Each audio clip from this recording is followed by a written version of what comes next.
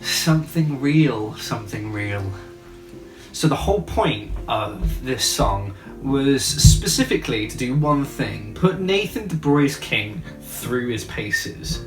Because as a songwriter, I'm typically obsessed with like making beautiful sounding chords, and putting lots of time and effort into making sure that the lyrics flow and the lyrics work. And I'm a huge fan of subtext, which often means that the one element that gets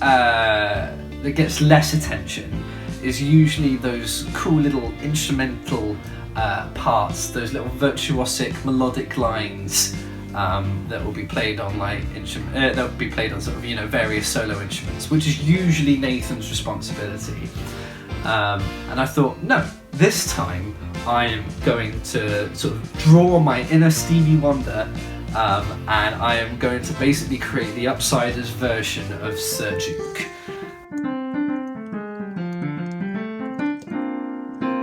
Just take it again.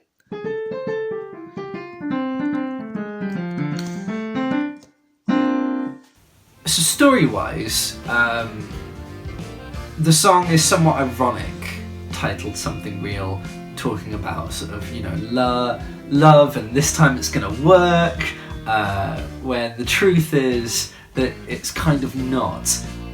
because at this point Kenny thinks he's found the love of his life and that he's corrected all of his mistakes and that it's just going to work, when the truth is the individual who he's pursuing isn't really the right fit for him, and they're just not compatible as people, and it's a little bit of a painful truth, but sometimes people in real life work together and sometimes they don't. So there was actually a point, which I think was about halfway through us building out like our track listing for the album, where I was very much 50-50 over whether we were actually going to use Something Real or not, just because there's so much going on that I thought it was going to take forever to get right and get off the ground, and I thought maybe there's not going to be enough time for this to actually work. And the changing point of that was when I actually got the guys to just jam the song, and I think this is partially to do with the fact that Ryan is a machine. Everyone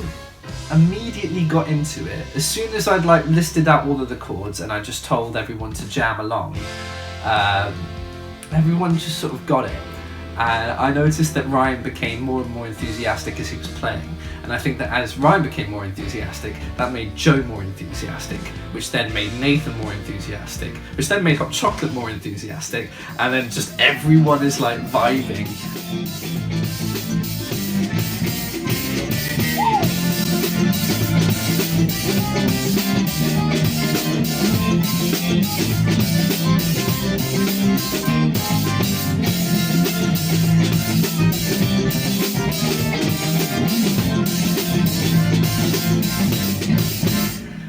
And then we took it into the studio,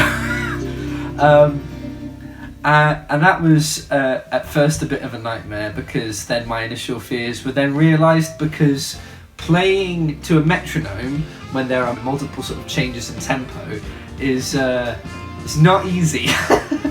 And there was an awful lot of just trying to get the right sort of tempo for each section so that the energy never dipped, but we were also being able to play sort of, you know, concisely and in time with each other, which took a while, but we got there. The next step was introducing the brass elements. So we had Jack and Bill coming in with trumpet and saxophone respectively, and they just worked wonders. But I remember that the melody for the riff was so high that Jack was finding it incredibly tricky to play initially, and so we ended up having to sort of transpose it and then do it in octaves and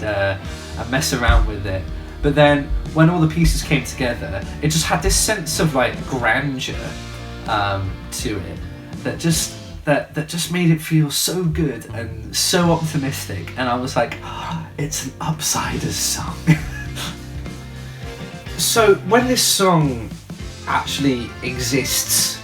finally out in the real world, I very much hope that people will sort of, just vibe with the Stevie Wonder meets Mika-esque / energy of it all. It's very much just a feel-good song, even if there's something quite ironic about the subtext. But it's an absolute bop, and I hope that people listen to it and go, that's a bop.